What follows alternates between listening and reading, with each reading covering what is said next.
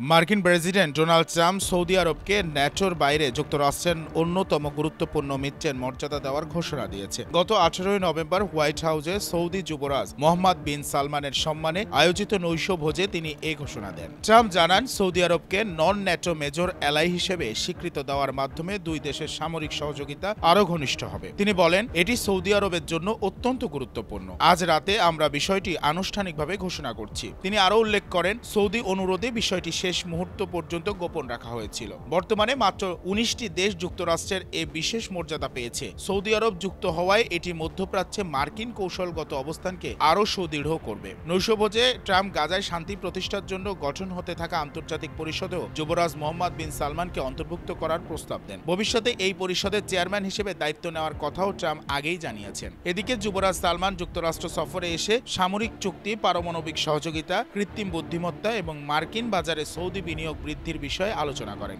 তিনি জানান, যুক্তরাষ্ট্রের সৌদি বিনিয়োগ $60,000 কোটি থেকে বাড়িয়ে $1 লাখ কোটি করা হবে। এছাড়া অত্যাধুনিক F-35 যুদ্ধবিমান কেনা নিয়েও আলোচনা চলছে। এ ঘোষণা মধ্যপ্রাচ্যের শক্তির ভারসাম্যে নতুন মাত্রা যোগ করবে বলে আন্তর্জাতিক